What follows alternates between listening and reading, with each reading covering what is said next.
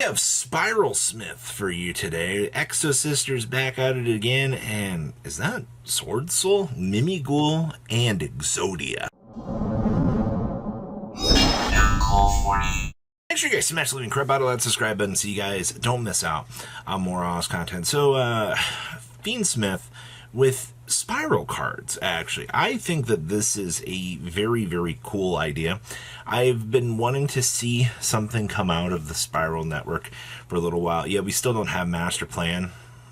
I know, real big sad thing here to kind of consider. But you got to remember, when you're looking at a deck like this, you've got to have your most optimal methods of things to kind of do things. And also, I'm not going to lie to you, Sleepy Boy is still a broken card. Being able to smash through a full field of things and be able just to not have your opponent be able to deal with this is actually kind of insane. I do see this build is also playing double agent here, which is actually kind of interesting. I've never been a huge fan of this card, but it is kind of something that you have to look at and give consideration to, you know, if you're playing Spyral, because the card does kind of help out the strategy a lot. I do see that we are going triple crazy here with the Illusion of Chaos with the One Magician Soul. So you want to be able to, you know, get this up and running so that you can get to, you know, your draw facilities and start tearing through combo. Card is pretty strong. I also see here that we are doing the Ghost Trick Shot method of things. So basically, you know, you get your 2 level 1s on the field, like Dolhan, slap into the Mischief, and then, you know, you get to get into the Utopic Future Draco here.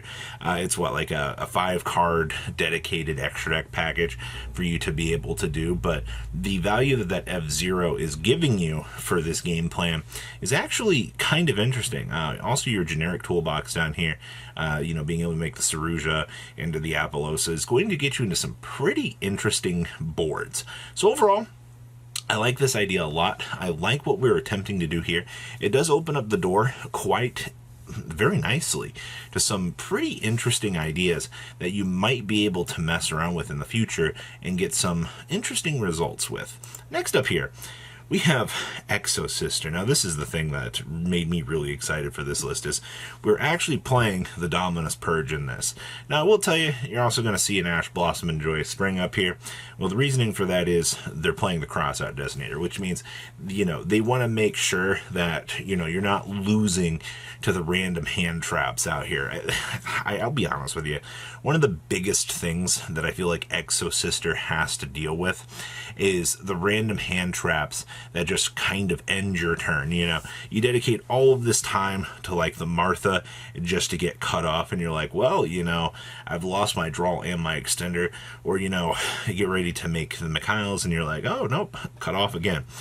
You can't really risk that. That's why this build is actually exploring the crossout designators to actually give you that defensive option so that you can actually play the game. And I quite like that a lot. You're also going to notice we're playing Tack Talents in here with 1 thrust.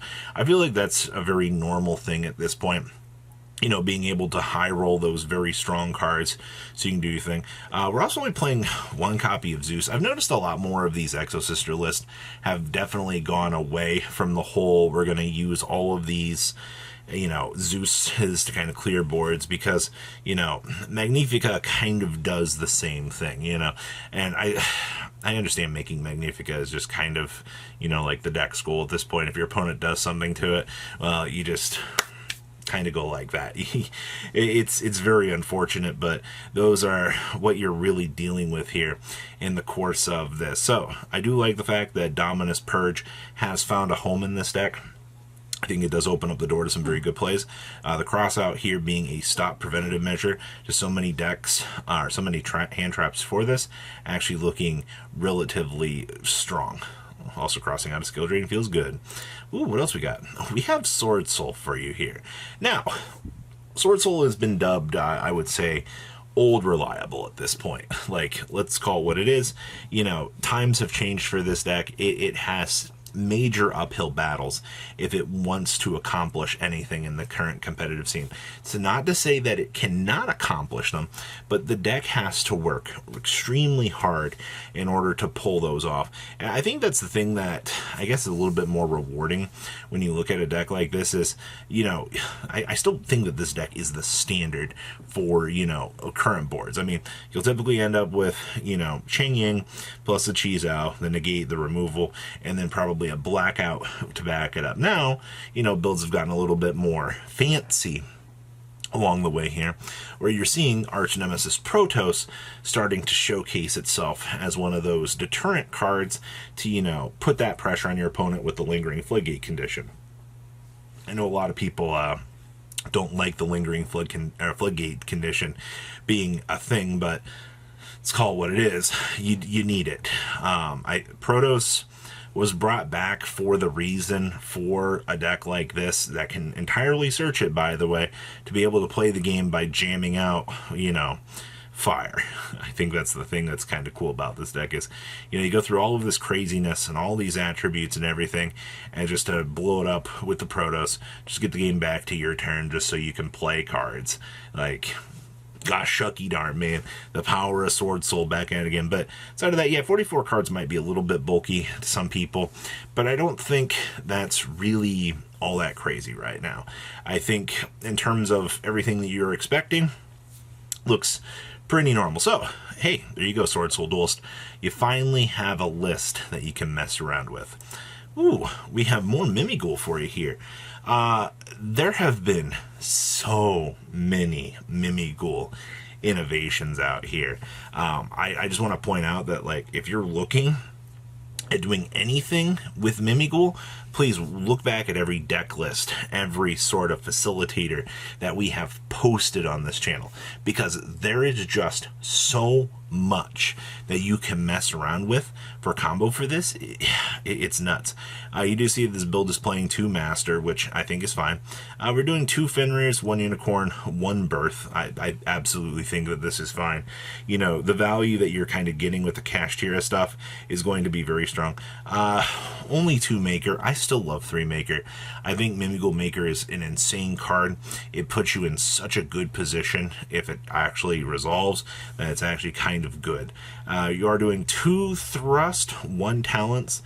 I'll tell you, there are some games where the triple tactics just does not actually get to resolve turn 1, and you're just kind of like super big sad. So there's not really much I feel like that you can do about this. The 1-2 method I think is going to be best. You also do see that we are side decking the Azarune down here. The reason for the Azarune is, the top hat hair is such an extremely broken card as it is, that you want to be able to have that synergy so you can pull it out of your hat and be able to use it as, the negate. Also, there would just be some times where you kind of open up, the 2 monsters, that you'll be able to do so. Or, being able to turn a Kashtira board into that rabbit so that you can have the walking, talking interruptions is usually going to be a pretty good thing for you. Outside of that, I also see we are doing just the Symbol Nightingale. I really like Fucho in this deck. I've learned that Fucho is by far one of the best cards you could actually have for you here. And our last list is the unstoppable power of Exodia, the Forbidden One. Now, this list is doing some extreme stuff here. First of all, we're main decking Triple Shifter, so you don't want to lose any of your Exodia. Well, I mean, you have ways, I guess, to put them back. I also see here that we are playing Raigekis, we are playing Snatch Steel Tack Talents, of course, Triple Long. You're playing this deck as an OTK deck. That way you can finish the game as quickly as possible against your opponent to try to put yourself into that insanely good position because of Exodia Incarnate out here. And dare I say, this actually might be a doable idea. Like, you basically just go ahead and convert Exodia to 8,000 and just win the game on a direct attack. Like, pretty good. Worst case scenario here, post side decking, you're able to bring in the secret villages here. Also, you do have set rotation, so you can just hand a Wedge-U-On over to your opponent, have your opponent stare at you and go, huh, well, that's just great. It's exactly what I wanted to be dealing with. Also see we are doing different dimension ground in here as well. A lot of cool ideas present in this list. I love Exodia. I think that this deck is a lot of fun. Obviously having a stable deck for Exodia to be played after all of these years is something that this community has really wanted, and we finally actually have it. So really, really cool to see that. So what do you guys think about this chunk of decks? Please leave a comment down below. Tell me what you guys think, and I will see your beautiful faces back here later in the day, guys. You stay safe out there, all right? Patrons! Thank you.